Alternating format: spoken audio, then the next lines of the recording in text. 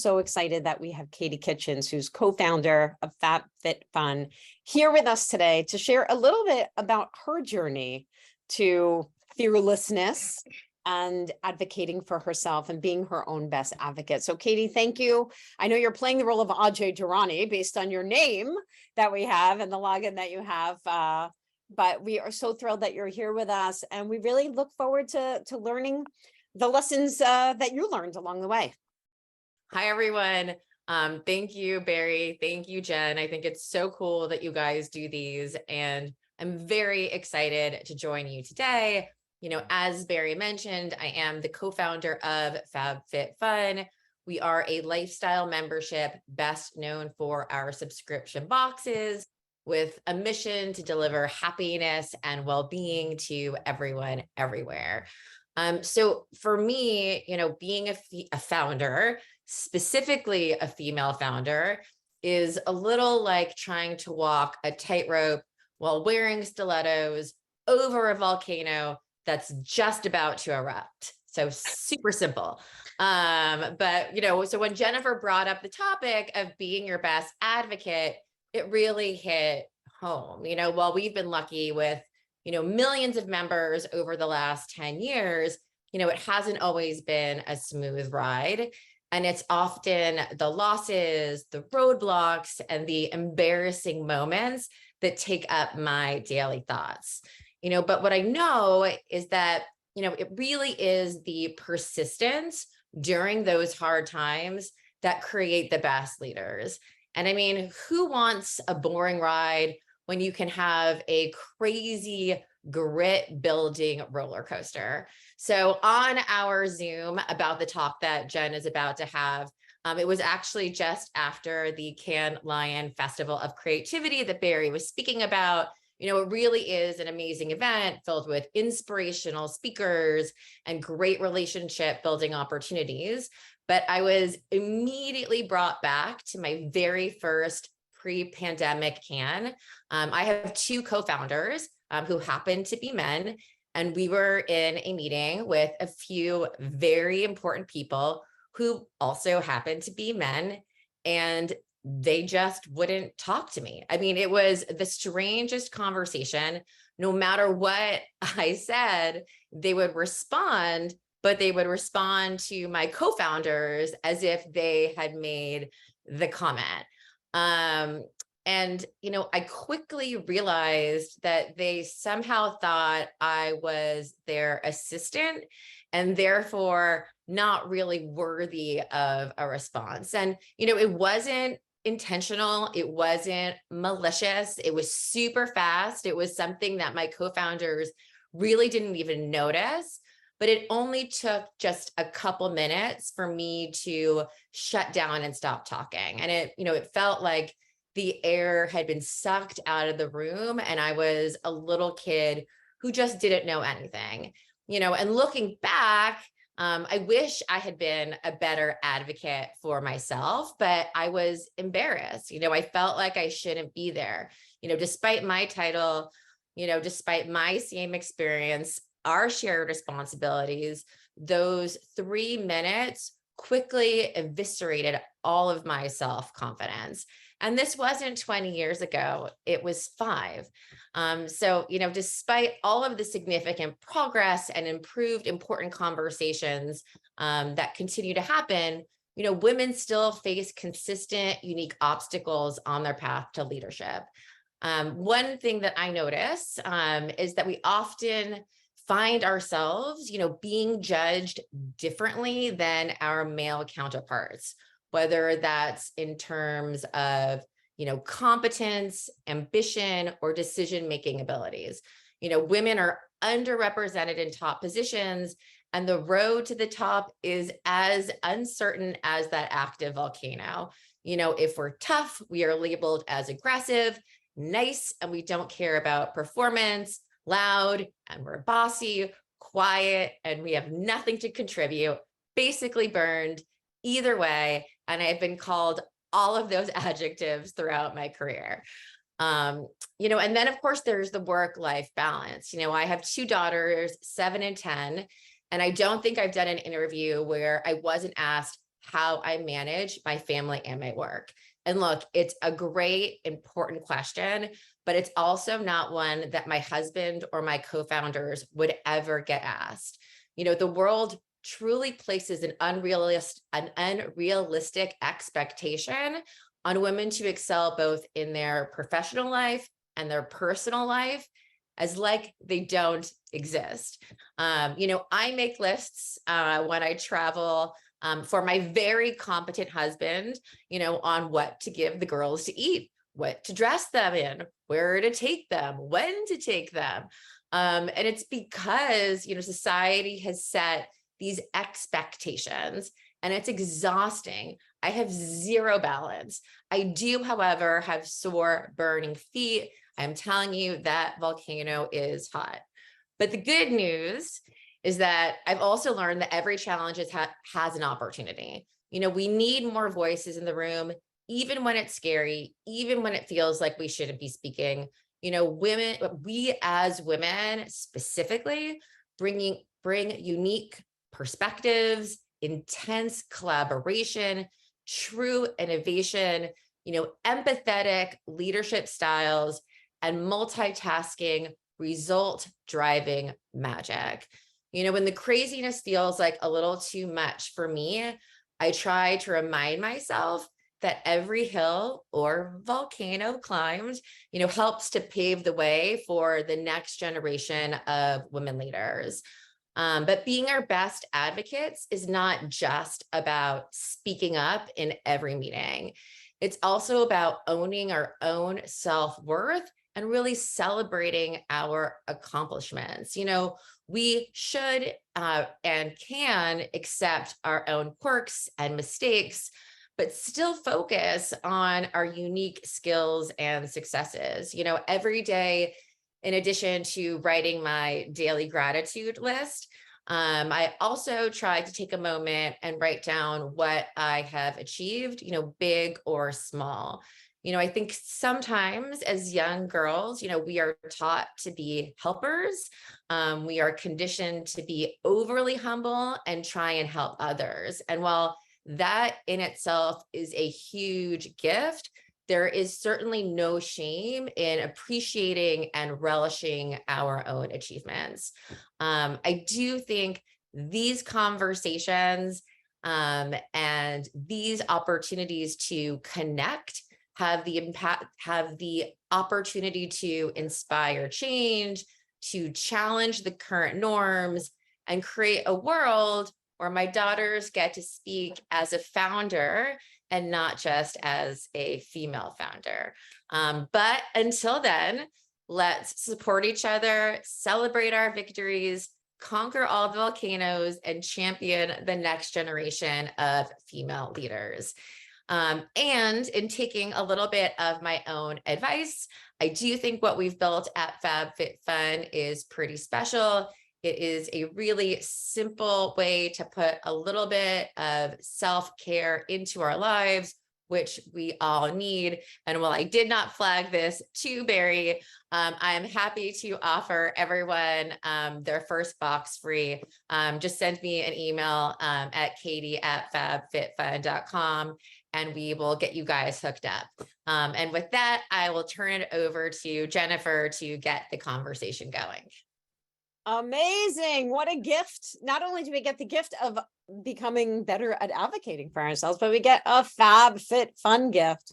I'm excited. We did not know that. So that is wonderful, Katie. And thank you for sharing your very honest journey. It actually means a lot to hear those stories of that even someone who's been as fearless and successful as you, that you get into those moments where you lose it for a minute, right? When somebody's speaking to you as if you are the assistant, we're not going to be on it 24/7. And we need to give ourselves the grace to recognize when those moments happen, that that's okay. We're not a failure.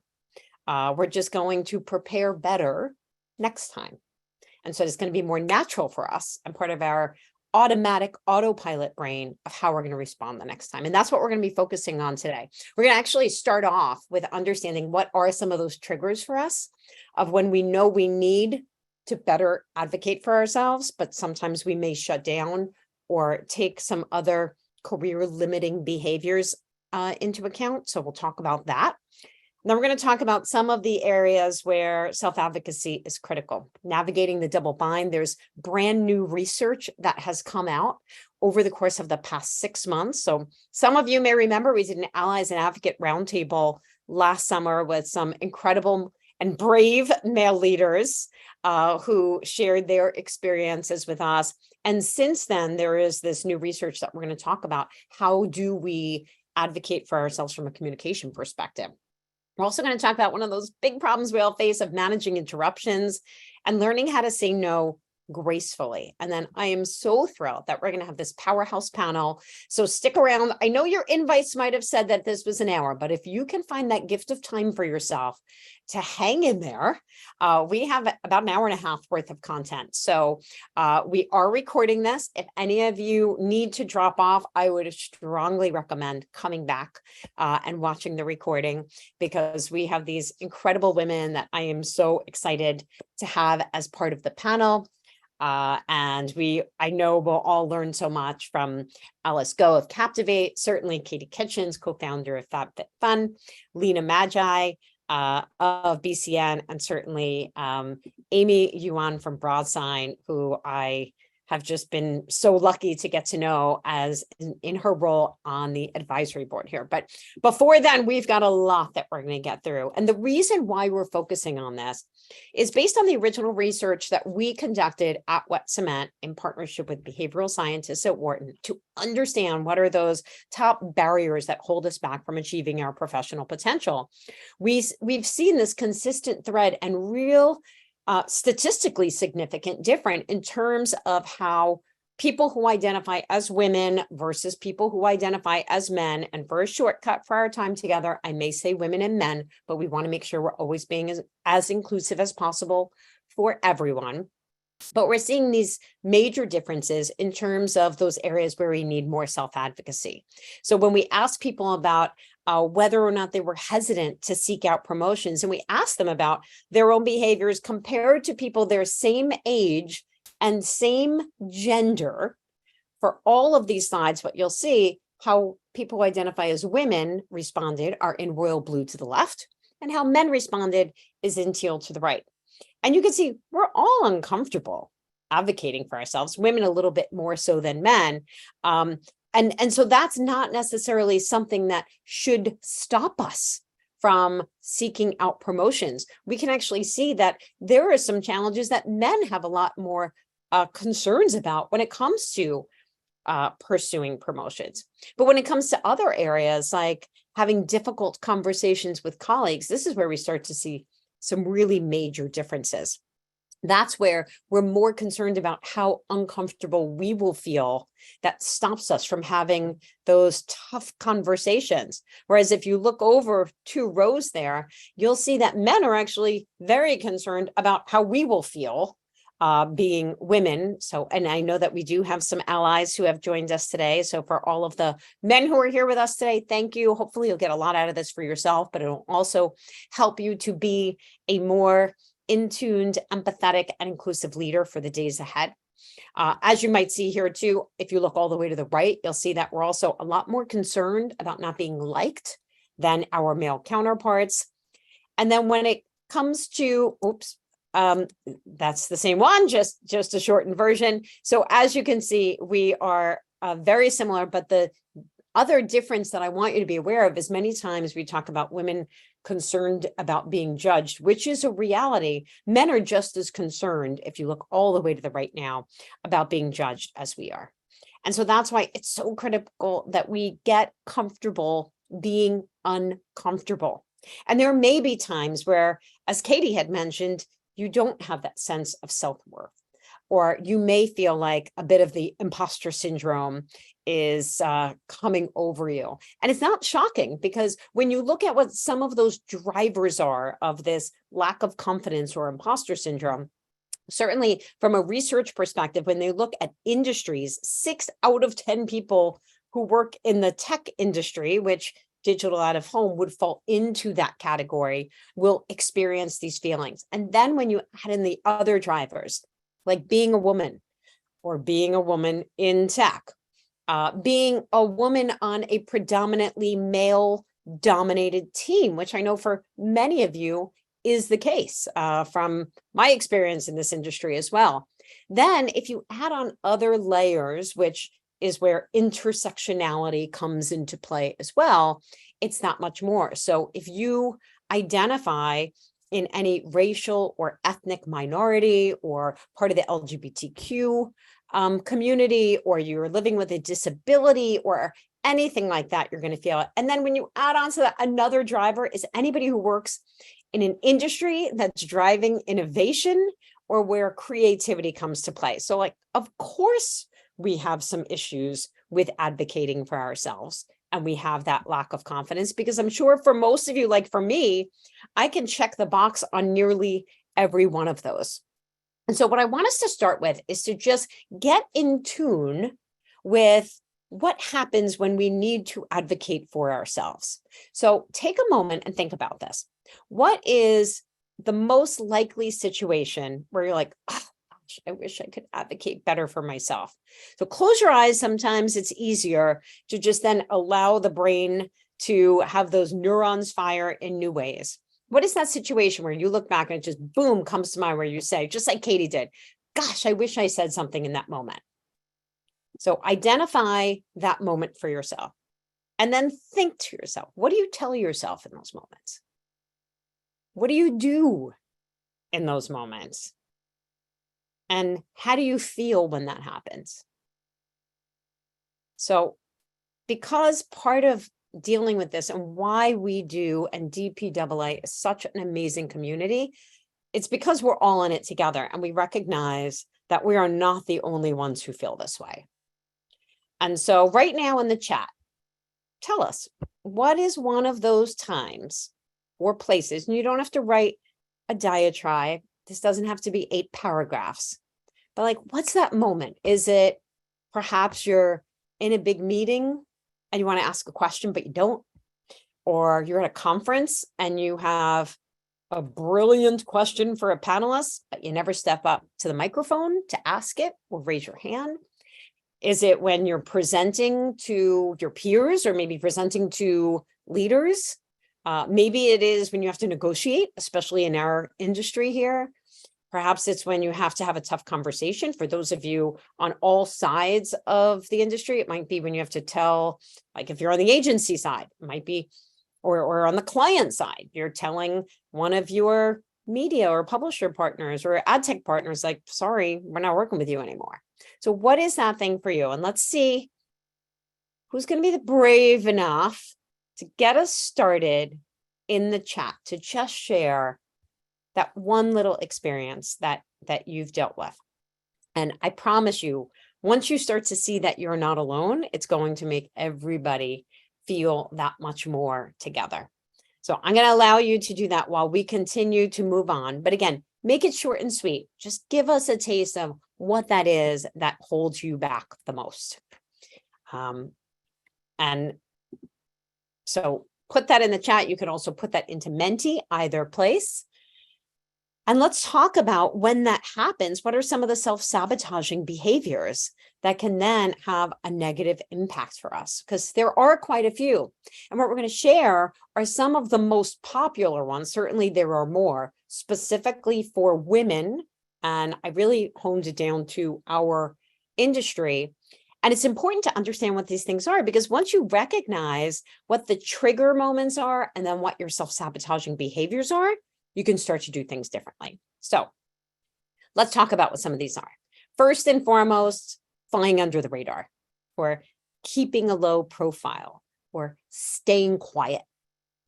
This is just like some of those examples of the raising the hand, but not doing it, or having a great question and staying quiet. It also may be very specifically that you end up staying quiet in meetings, or certainly when you are interrupted, or even for many of you, and we've heard this even from our advisory board members, when you have a great idea and you share it and the credit gets taken and given to someone else, and that you don't necessarily bring it back to you. Another self-sabotaging behavior that's pretty common is procrastinating. So it might be that you know that you have to work on that big presentation that's really important, but that is when you decide that you have to clean your apartment and it has to be the cleanest it's ever been in history. Or you procrastinate in another way by reading the news or articles or binge watching or any of the other behaviors that can just be a big time suck, but it's not really productivity and it's not moving your mission forward. It could be that you overwork and over prepare. This is a very common problem.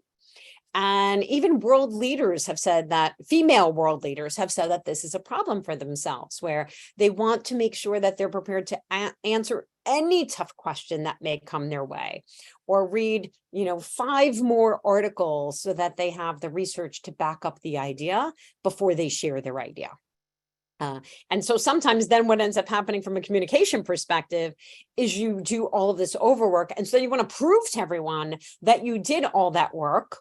And you end up, when you are presenting with slides like this, right, where it's like 17 graphs on the slide and a million data points, where it's physically impossible for anybody to read this or the bullets. It's a point I'm trying to make, because the way the brain works, you can't read and hear what I'm saying at the same time. And so this is very common, especially for people when you don't feel confident, that you feel like you need to prove out everything that you've done. And so here's the problem. Coping strategies do work in the sense of, like, if you overwork and you're so over prepared, you're probably going to nail that meeting.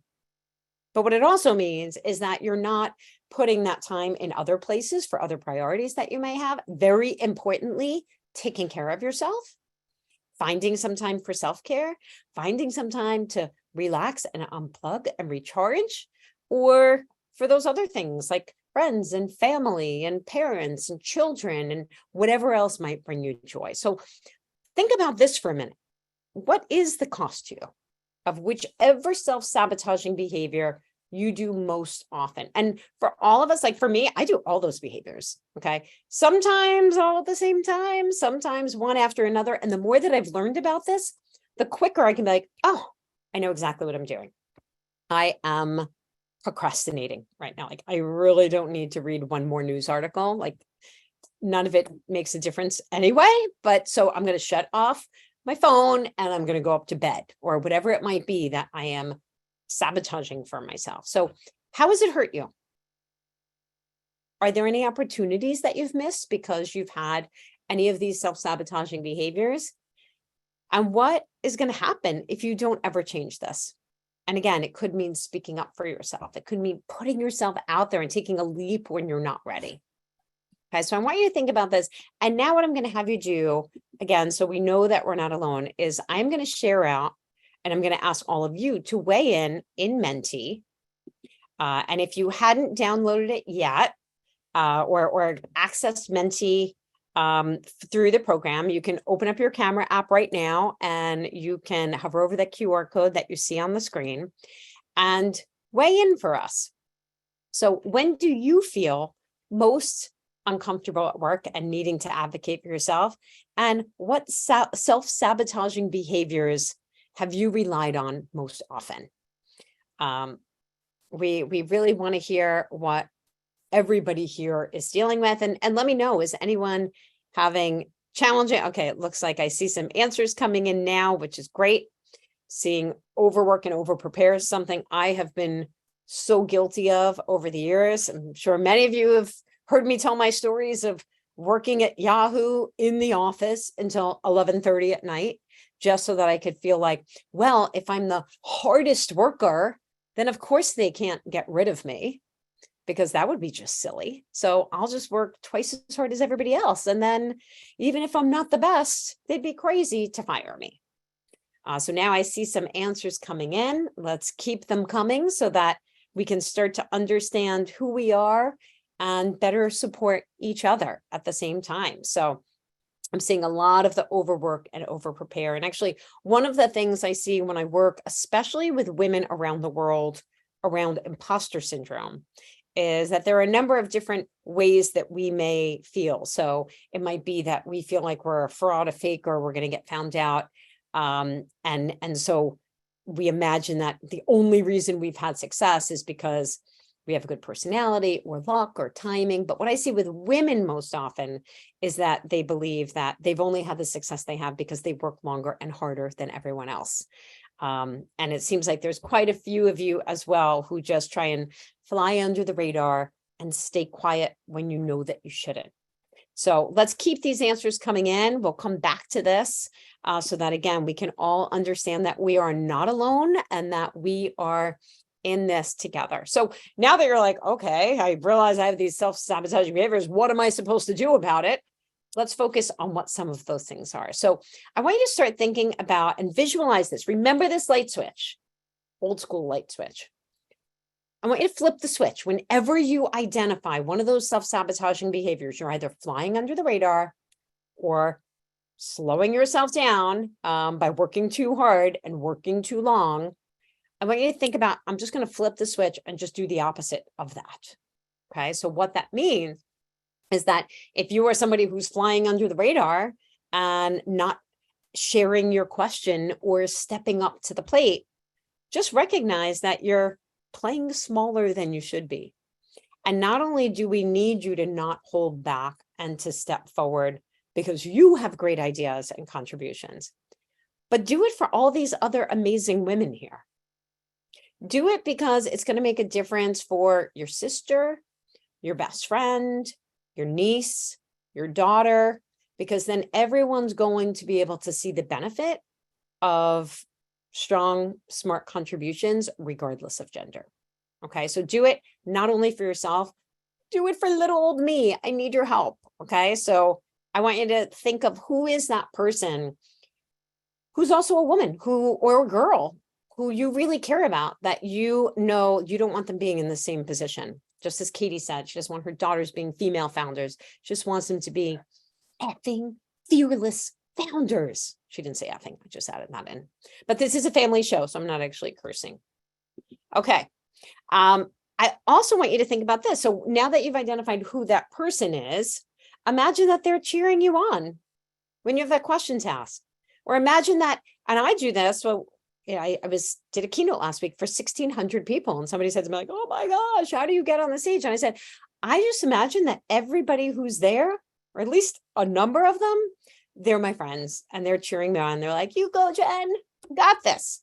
I actually knew like nobody there, but it didn't matter because in my head, they're all telling me that. And you could do the same. And you don't even have to just imagine it. But if you find that that trigger moment for you is when, let's say you're in your team meeting and there's some people you don't necessarily like so much in there, but there is somebody or a few allies that you have, talk to them and say, hey, you know what? Let's give each other micro validations or micro affirmations the next time we're in the meeting. And like when you see that, or like when I see that Alice wants to ask a question or she starts to talk, rather than just sitting there like this, like, oh. Instead, I'm like, yeah, like giving her that message, like, you go, Alice, you ask that question. Right. And then she can always just look at me and she sees me cheering her on with the head nod and the face. And it's going to give her a little bit more pep in your step. And then there's something else that you could do. It's like, imagine what would that person actually say? And you can even give yourself biofeedback. So you could go buy yourself a bracelet that says you got this and look down at the bracelet before you say something, or you could just imagine that your watch says you got this on the inside of it. Or you can actually give yourself biofeedback, like stick your fingernails into your hand and that will remind you, oh, I got to ask that question. Or you could do something else that nobody can see, like squeeze your butt cheeks or wiggle your toes in your shoes. And that little prompt will remind you to flip the switch and do the opposite and stop staying quiet and share your great idea because we need you to hear it and ask your question.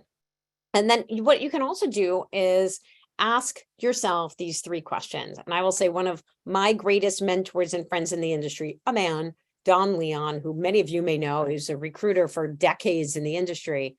he asked me this, or he shared this with me when I was, I don't know, 25 years ago at TV Guide, thinking about making a change to Yahoo of whether or not I should do it. Am I ready for that? I don't know digital that well.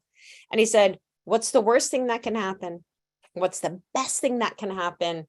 And what's most likely?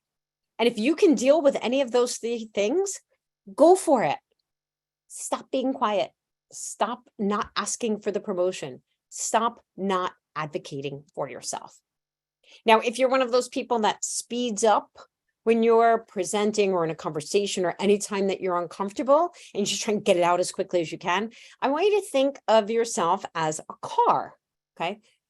Slow yourself down a little bit, take a breath, and then think about refueling. And refueling means actually opening up and asking questions to your audience, taking a breath, posing something so that even if you feel like you don't know the answer in the moment, you can say, you know what, that's a good question that I haven't heard just yet. Let me write that down and I'll get back to you.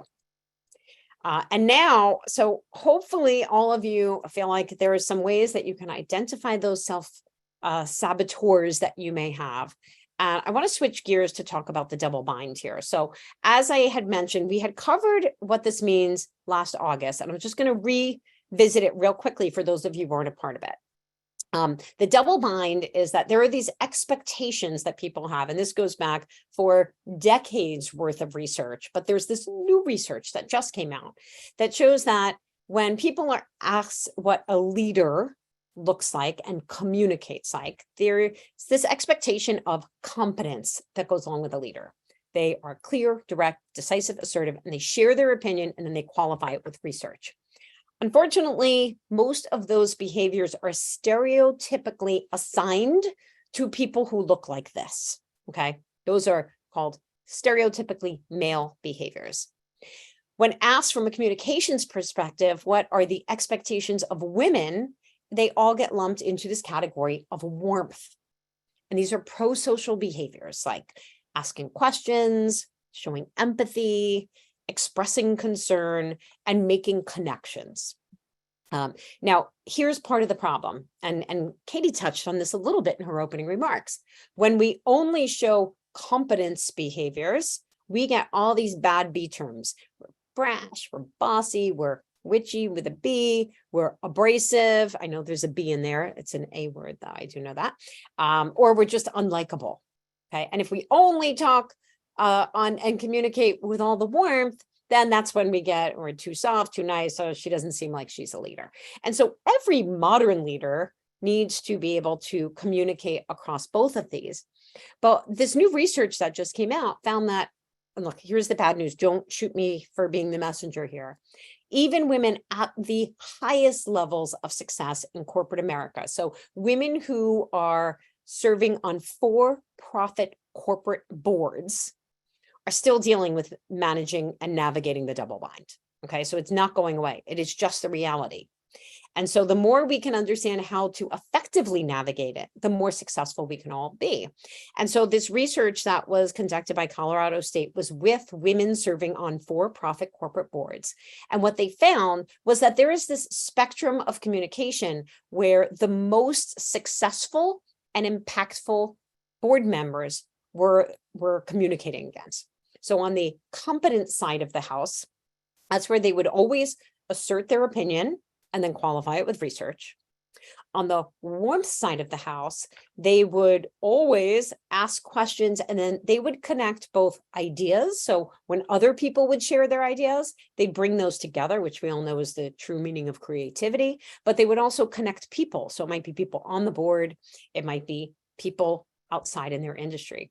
And then there was this other area where it's this hybrid approach that when you don't have an idea you want to share or ask a question, it's about being thoughtful. It goes back to that idea of refueling, being thoughtful by waiting and checking and saying, like, do we really have enough information to move forward here? Or what other ways can we learn more about X, Y, and Z to help us progress over time? And so if we follow this spectrum of behaviors and make sure that we're deploying all three of these when we are in meetings and and working with our colleagues, it's going to help us all be more successful. Now, look, there are some other things that from an advocacy perspective, I need us all to make a pinky swear that we are going to stop doing, okay? We have got to stop calling our own ideas dumb, silly. Oh, I've got a silly idea. I have a stupid idea. I have a crazy idea. I was actually coaching a chief technology officer of a company, and she was telling me that she starts off to seem humble, because as women, we have to seem humble. She starts off by saying, well, I'm not sure if this is right or wrong, but here's my idea for every contribution. And guess what's going to happen when people do, or on top of that, apologizing for our amazing ideas. But what happens is that when people are listening to others talk and share ideas, advice that people share or ideas, the more confident you are in your idea, the more heavily it will be weighted by others. So if you share an idea and you're like, well, I'm not really sure if this is right, wrong, that's instantly a sign for whoever's in the meeting listening to say, let me disregard that one. If she's not sure about it, I'm not going to be sure about it. Okay. And then what happens is then that leads to what I had mentioned, which is women being interrupted, because we're so likely to couch our ideas with the, oh, it's silly, stupid, sorry, dumb type of couching, then we're much more likely to get interrupted because other people are not sure about our own confidence. So I'm curious, are you frequently interrupted at work? Let me know right now in the chat. I'm going to open up the chat here and see. Give me a yes if you feel you are. Give me a no if you feel that it's not a problem for you. And I love what Kate just added in the chat of, yeah, do you want your doctor to seem unsure of your diagnosis?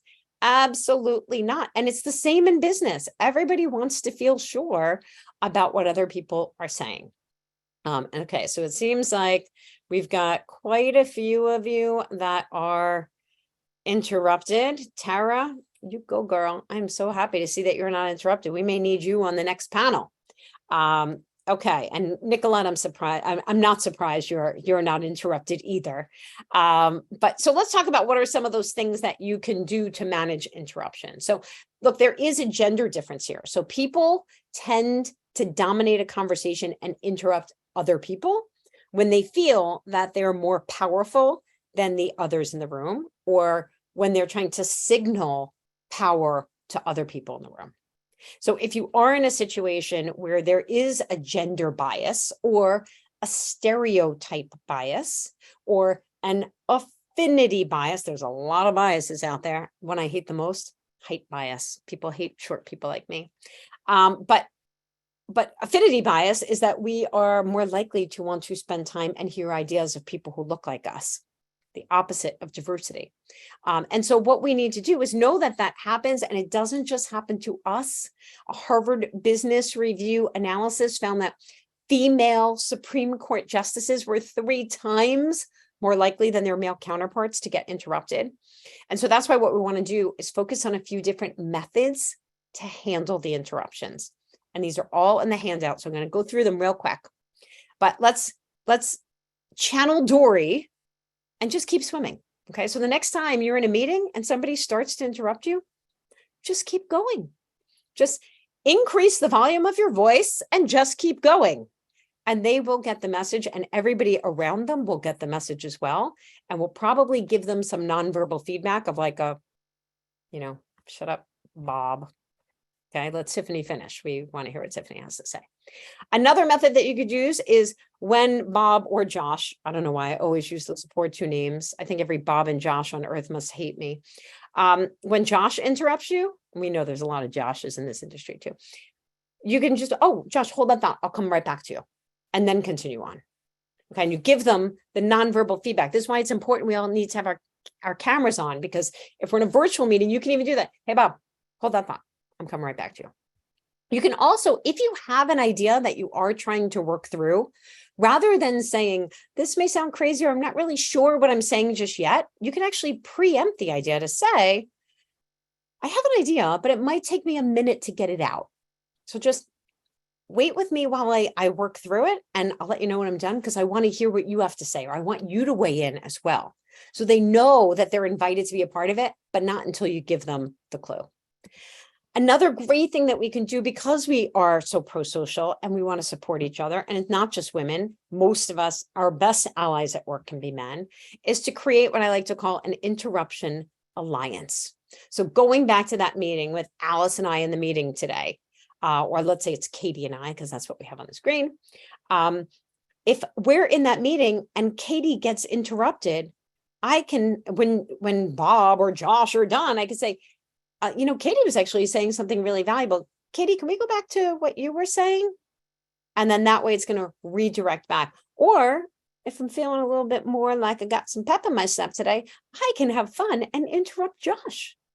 Because now I'm interrupting for my friend Katie, right? We're all so much better advocating for other people than we are for ourselves, right? Give me a little woo woo if you feel the same way, because I know, don't mess with my sister, but you can give me a hard time, and it's hard to speak up.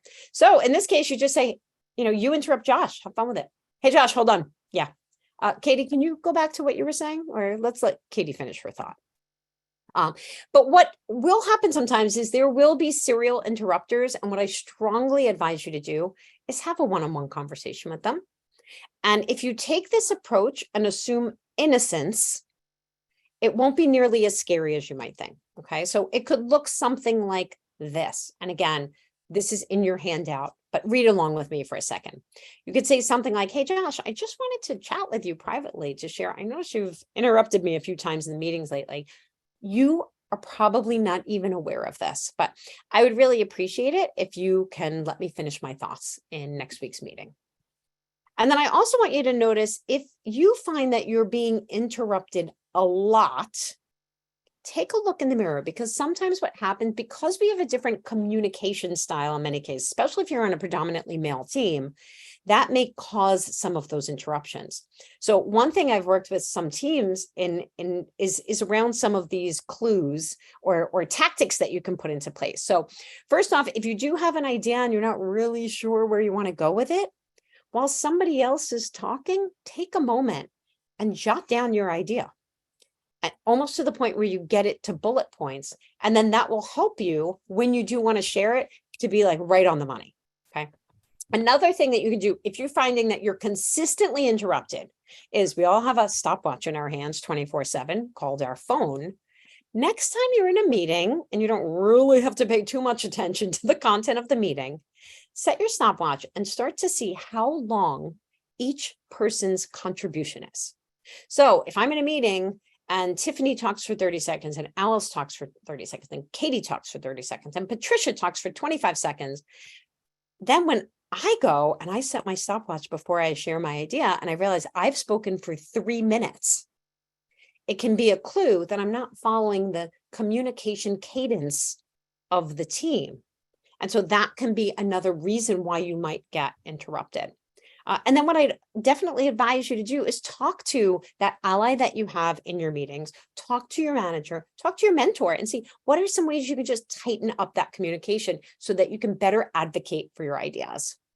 And finally, we're going to talk about, before we get to the panel, just some easy ways you can get comfortable saying no. And I like to say no gracefully, because unless you are at an executive level, there can be backlash for women who are just a flat out no.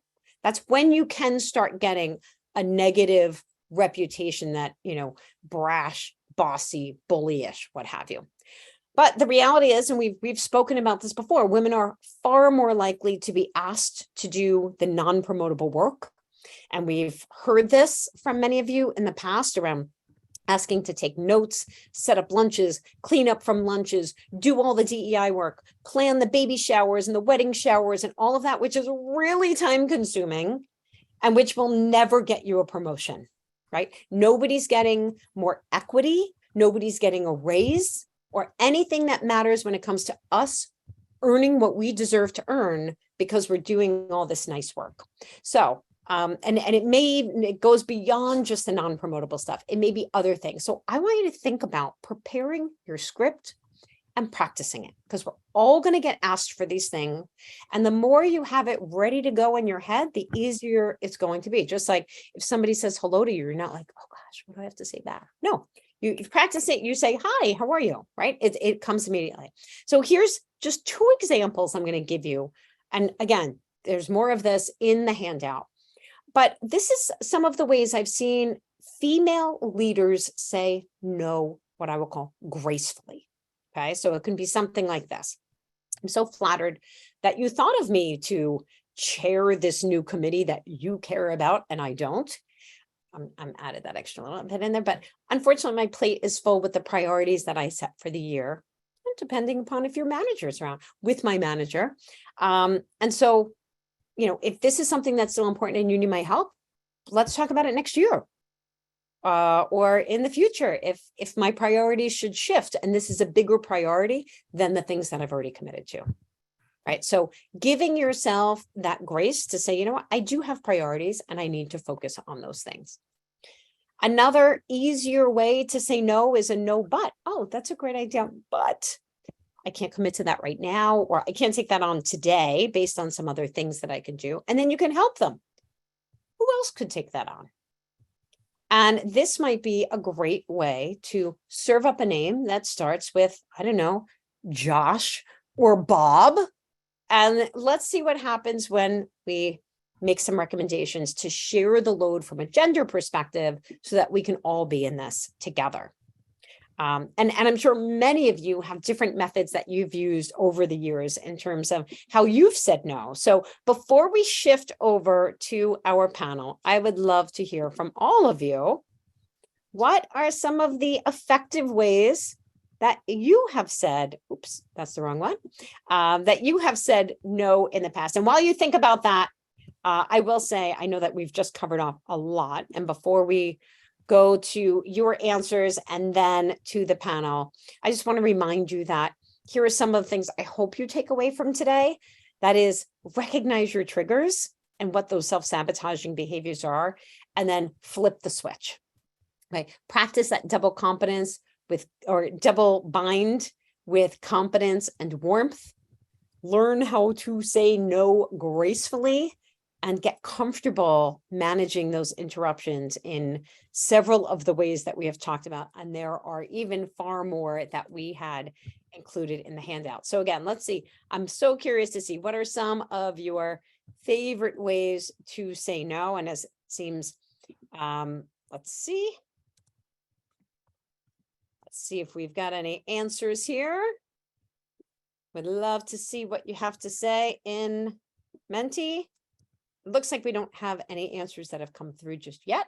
So we will wait to see what everyone has to share, but that is okay. We are going to stop sharing here for now, and we are going to move to our panel. And as I had mentioned, we have an incredible panel that I'm thrilled to have join us. And so what I'd love to do is start off in terms of, if you can share what's maybe that self-sabotaging behavior you've recognized in yourself when it comes to advocating for yourself and for your ideas, and what you've found has been an effective way that you've managed it over the course of your career. And so what I'd love for us to do, just that we all know, at least on this one, because this is going to be a round robin for everyone to weigh in, let's go in alphabetical order by first name.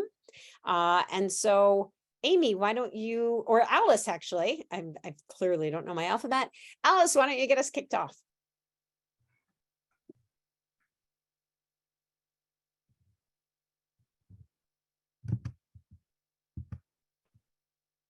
Thank you for giving me the prompt. My mouse has decided to die. So just about myself, part of Captivate, and I head up our growth teams here. So we have a couple of different groups. And do you ask us to share kind of why I'm sorry, my head is still thinking about the prompt that I'm staring at right now. Did you ask us to share why we're a part of WE.DOOH, or? No, so let's just, in the interest of time, if you can share, what are some of those self-sabotaging behaviors you've recognized in yourself, and any tips or tricks that you've learned along your journey that have helped you in order to be able to overcome some of those things? Yeah, I think right now, using the sorries, using the qualifiers, always trying to frame and position myself in a way that I'm not offensive and not aggressive and not all the things I don't want to be, rather than thinking about the things that I want to be. One of the stats that you had up on the screen earlier, right? The 6 out of 10 in tech experience imposter syndrome. That one resonates because one of the quotes that I actually go back to a lot is a quote from, I believe she started her company as Girls Who Code, but Reshma has this great article slash TED talk that she did, that I wanted to see if I could actually pull up really quickly as well.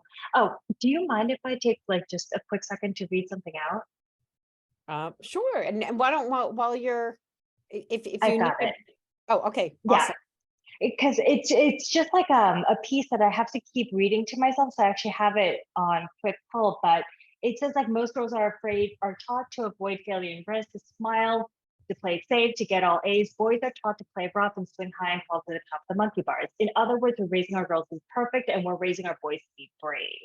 Right. And so that kind of just thought on the bravery deficit is what reminds me and what motivates me. So I have to define the objective of why I'm advocating for myself and why I have confidence to be not necessarily just because it's for me or because I think my idea is the best one at the table, but let me reframe my objective as I am trying to be brave. And that's not just on behalf of myself, but on behalf of others. It's not just advocating for me, it's advocating for something larger and bigger. And I think that kind of gets me through that last bit of confidence push that I need. I love that. Can I ask, is that from the Confidence Code by any chance? Katty K and Claire Shipman? Oh, I heard on her TED Talk transcript. So okay, awesome. yeah. Well, you'll have to share that out and we'll share that as a follow-up with all the women. I saw that great comment in the chat and I couldn't agree more. So thank you so much for sharing that. We do, it's been a lifetime of a narrative of what we've been taught. We need to unteach ourselves that. So I love that. I'd love to turn to Amy Yuan at Broadsign. Again, tell us a little bit about yourself and then what is that thing that you've seen you've done and how have you come gotten over that? Sure. Well, first, thanks so much, Jen and GPOAA for putting this together. I think the work that we do at WE.DOOH is just so incredibly important. Just a little bit of context. I actually joined the out-of-home industry a little bit over 3 years ago only. I work in sales at Broadsign, and the one thing I noticed immediately across my client base is that there's so few women in the space, even fewer in senior leadership positions, and even fewer CEOs, female CEOs. So I was really excited when I got my first one, Nikki from Vertical Impressions, and she became part of my portfolio. She's on the call today. And something I think that happens is that sometimes I do get self-doubt. Like, you know, if there's not many people at these conferences or in top leadership positions who look like me, do I have space here? Do I belong? Can I do well here? Of course, like issues of confidence, but something to just remind yourself of is that you are here for a reason, you belong. And the best way to brush up on my confidence, what's worked for me is to just to be your best, to do your best, or to do your best to be the best. I mean, to brush up on your expertise, on your skills, on your network, to be a connected leader. I think it's going to just be undeniable if you have the expertise, if you're at the top at what you do, and that will shine in itself. And having people to vouch for you, I think that's incredibly important. And thankfully now I have made my network. I have, you know, great people I could call my friends of any genders, and I think that makes my work a lot easier too. So yeah, just believing in yourself and having that confidence, I think that goes a long way.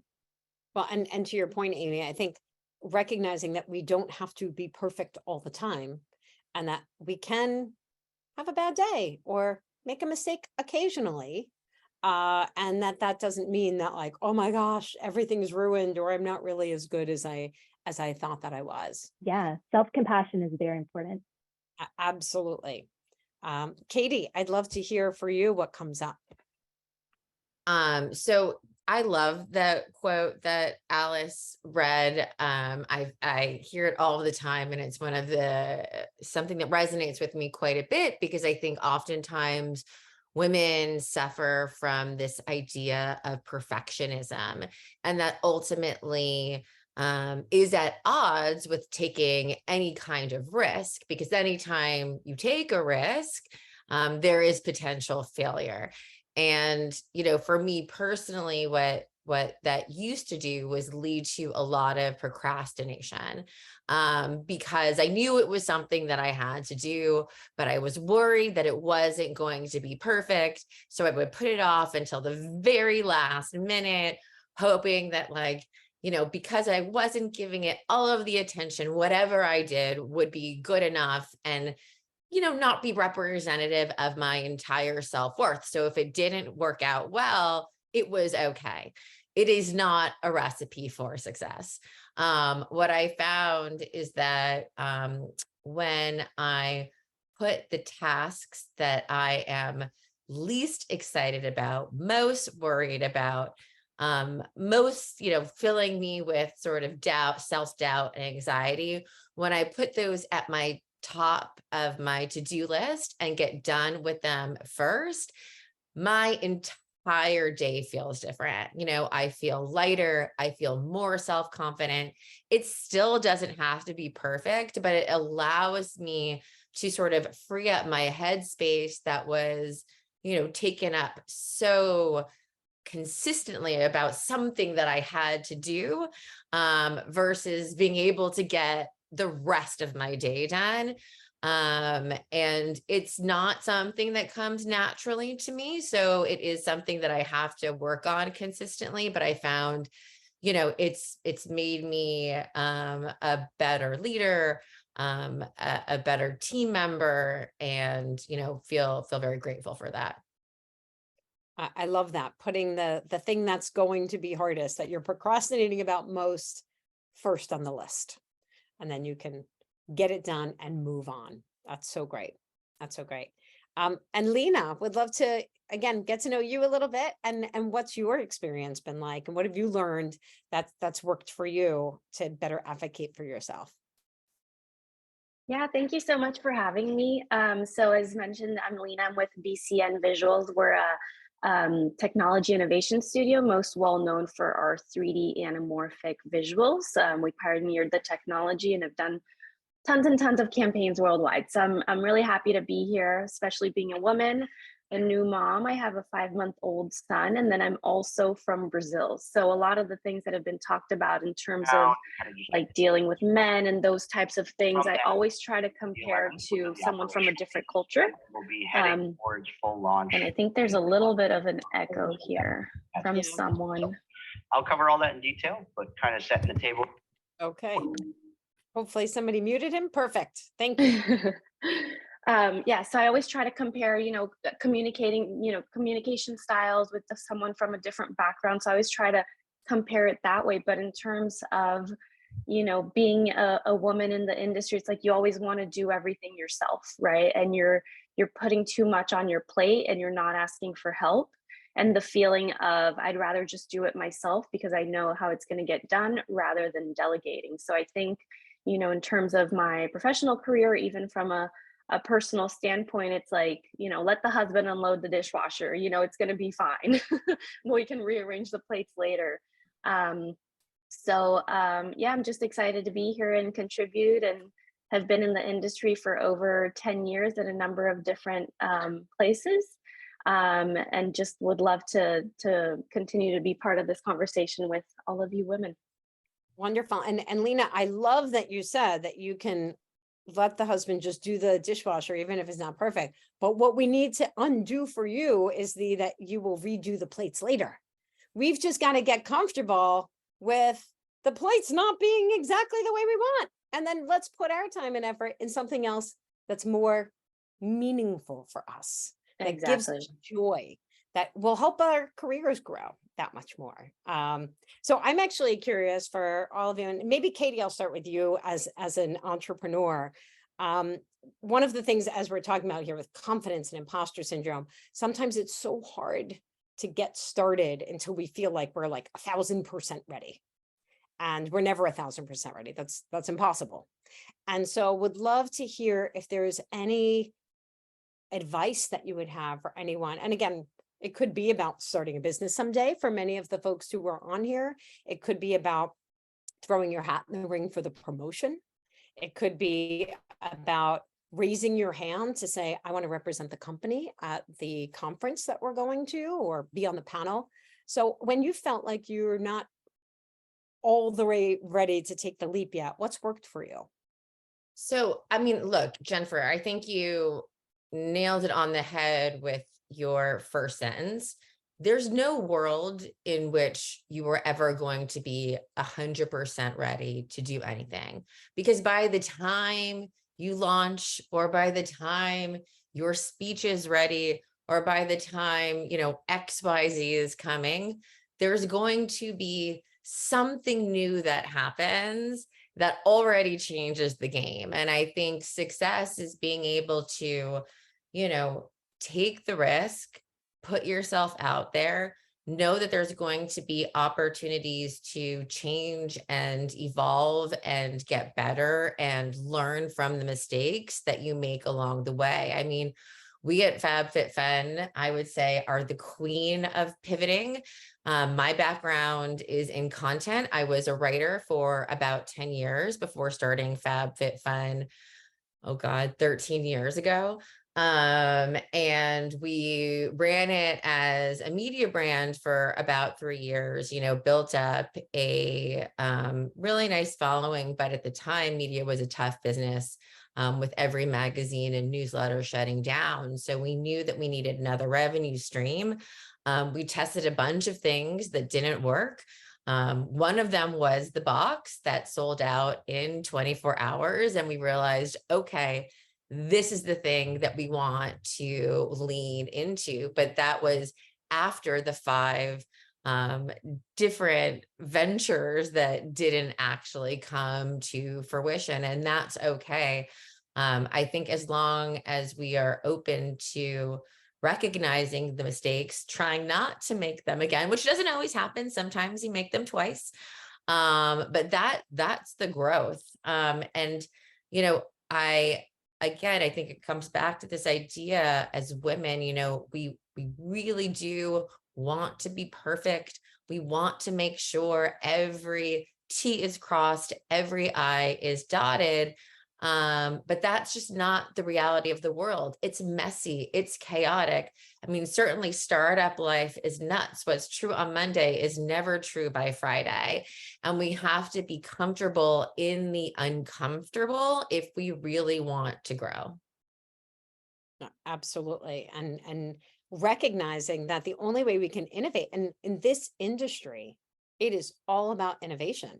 And you can't do that if you're expecting that everything's perfect. And that's why, the teams that are focused on the IT part of the business are deploying, agile approaches, because you can't have everything be perfect and then release it, because your competitor would have already released a better offering. And so you have to know that there's bugs, and then just make sure, just like you said, Katie, that you're identifying those bugs and fixing them as quickly as you can along the way.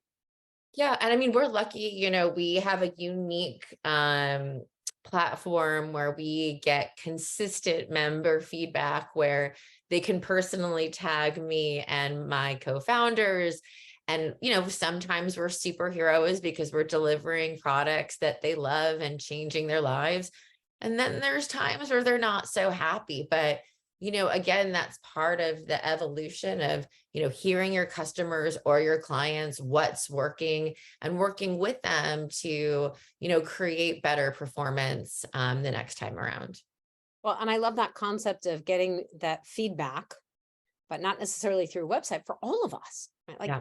What is that feedback loop that we are giving to our colleagues, to our friends, to our managers and mentors along the way, so that we are inviting them in to say, hey, look, I am on this journey to get, with every passing day, a little bit better, a little bit stronger. And so I view feedback as a gift, and give me a gift. Come on, everybody likes gift giving. Give me a gift. How do I get a little bit better and stronger along the way? And by the way, if you really want to give me a gift too, help me know what is it that I do that I'm great at, because sometimes for us as women, we don't recognize those superpowers that we have. I'm curious, for the rest of the panelists, is there anything that you found where you've held back and you've had either a mindset or a mantra or something that has helped you to say, I need to advocate for myself. I need to put myself in these places, or how you dealt with a consistent challenge that may have held you back.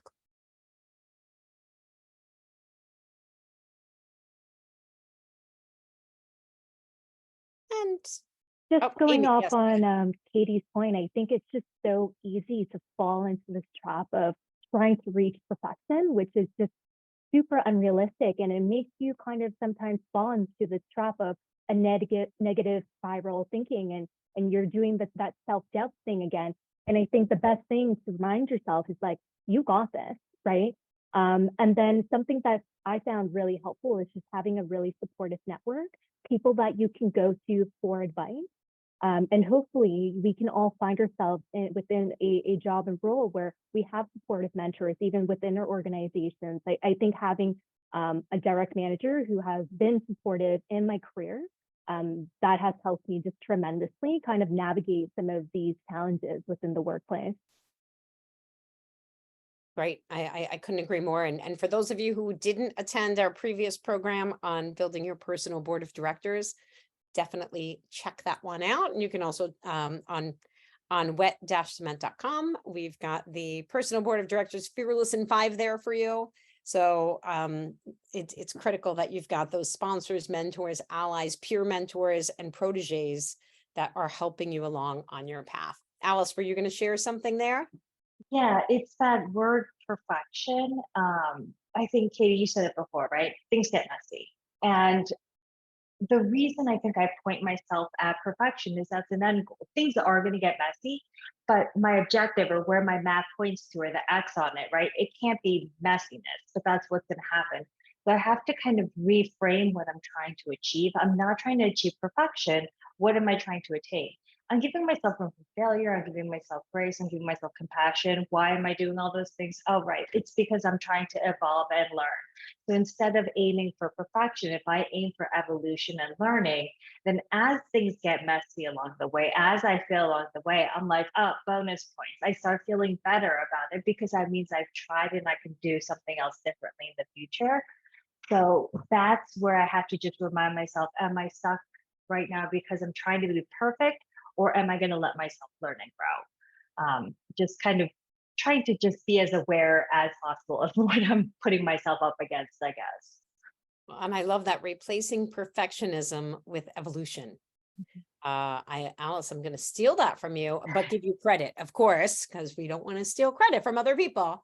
That's so great. And, you know, I'd love to get your perspectives on the double bind and the new research that has come out about being able to advocate for yourself by being clear, direct, decisive, assertive, sharing your opinion, qualifying with research, but then also making sure that we are asking the questions and being thoughtful and saying, you know what, let's have a time out here. Let's get some more research before we move forward, or connecting people and ideas at the same time so that we're not seen negatively too much one way or the other. And Lena, I'm curious, from your experience, if that's something that you've been able to navigate successfully, or if there is something that you've found that has been helpful for you, or how you might apply that. Yeah, definitely. I think something that I heard a couple of years ago is, if someone has an opinion and it might not necessarily align with what you have to say, rather than saying yes, but, where you're dismissing their comment, it's yes, and, right? So you're turning it into a positive. So let's do this. Yes. And have we thought about doing X, Y, and Z? And I feel like that way you're acknowledging what the other person has to say without immediately shutting them down, because obviously the more people you have in a room, the more differing opinions there will be. So acknowledging what they have to say, even if you don't necessarily agree, I think is key, and just kind of fosters a positive environment where people will feel the need to speak up regardless of who they are or their role in being in the room or the project. So I think that's something that I consistently use, and always try to acknowledge what they have to say, but also speak your mind. And then another thing too is I've encountered this numerous times where in my career, where you have something to say, and either your executive team or your board members, they don't want to do it. So framing it in a way where you're positioning it like it was their idea to begin with, which I think is a little bit manipulative, but works 9 times out of 10. So it's like, hey, let's do this because it's going to help us do that, and then next thing you know, they're saying, hey, what if we do this, and they feel like it's their own idea, and at the end of the day, you've achieved what you're trying to achieve, which has worked for me in the past and still works. I love that. And you could call it manipulative or you could call it marketing, right? And Yeah, marketing your strategic. idea in a different way. Positioning, that's all it is. Yeah. Um, I'm curious for the other panelists as well. Any thoughts around the double bind and maybe the ahas or the, gosh, if I could go back in time, if I would have done more of X, it would have helped me, or personal experience you have that's helped you to really navigate that. How about Katie? I think for me, one of the things that couldn't be more of a cliche as a woman leader, but I certainly, at least historically, have suffered with the need and the desire to want to be liked. And it's just human nature. I want to be friends with everybody. I want them not just to respect me. I want them to like me as a human. And, I still think that's important, but I think it can be sometimes challenging when having to give hard feedback to your team. And the reality is most people want honesty. And they would rather hear, their strengths and their weaknesses so they can also help continue to evolve and grow. And helping someone understand where they have opportunity to get better does not mean that you are a mean, uncaring manager. It really, it is truly helpful for them, especially in their early careers, to understand, where they are excelling and where they have opportunity. And again, it's not necessarily something that comes naturally, but it's also something that I've seen be incredibly beneficial for our company as a whole, as we've seen, interns evolve into managers, into directors and senior directors. And I don't think they would be able to do that without true mentorship that includes, both the positive and the opportunity. That's great. Now, unfortunately, we are running out of time. So we are going to do, I would actually love to sit here for the next 8 hours with all of you. I think we'd all have so much that we'd learn from that. But we're going to do one last lightning round. Okay, so lightning round is answer in 30 seconds or less, or you're going to get the old Family Feud style.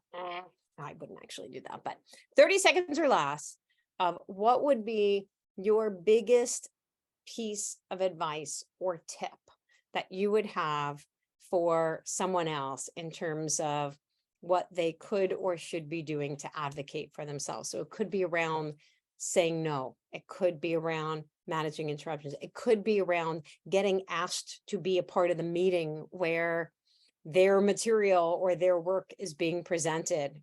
And so we'll go in reverse order this time for lightning round, and we'll start at the end of the alphabet. If I remember my alphabet correctly, I think it would be Lena. Why don't you get us kicked off? Yeah, I think it's like fake it till you make it.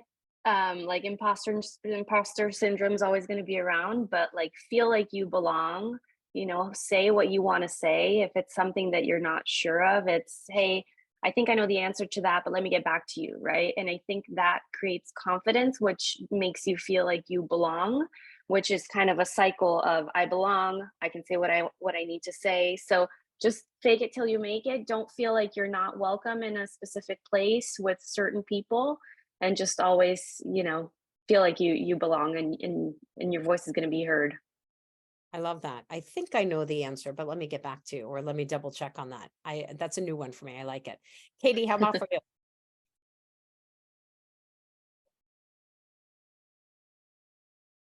Sorry, I had trouble getting off of mute. So I'll be fast. I will say practice over procrastination is number one for me. 2, slightly off topic, but I think it's really important for women. Talk about your salaries with your coworkers. We have a tendency to avoid conversations around money. It makes many of us feel uncomfortable, but it's something that is often a gender specific issue. So I would have those open, honest conversations in order to, help evolve your career path. I love that. Next, we're going to go to Amy. So yeah, what I try to do now is I don't try to be liked. I try to do well at my job. And I think automatically when you do well, people automatically do like you and respect you. And if they don't, I feel like that's definitely their issue. One big piece of advice I got recently was also to know your audience when you're doing self-advocacy work. There's going to be people in your corner that get you, and you can communicate, straightforwardly and they'll get it. But some people that you're not really sure of, just make sure that you're conveying your message in a way that reflects how they communicate as well. So not manipulation, just matching their tone, matching the language they use. It's the art of persuasion, right? I love that. And that's a core principle of the DISC profile. If none of you, or if any of you haven't gone through a DISC profiling, it allows you to understand your communication style and others, especially those who you need to advocate with. And that mirroring is a really helpful way to start to do that. So great advice, Amy. Thank you so much. And Alice, let's have you wrap up for us. Yeah, I think my thing I keep telling myself is to treat myself like I treat others. So just flipping that on its head, that's that self-grace, compassion that I have to keep motivating myself with. I love that. And you are so wonderful to everyone else. So you better be really nice to yourself. And that would really break my heart. And I have to say, I saw Kate said in the chat here, stop apologizing. If you really need to apologize because you did something wrong, like step on someone's foot. Thank you, Kate. Make sure that you're doing that. But otherwise, let's cut that out. We're all guilty of it, and it takes away from our power. So we've covered off a lot in our time that we have here together. Certainly, if you want any more tools or resources, you can go to on the Wet Cement website.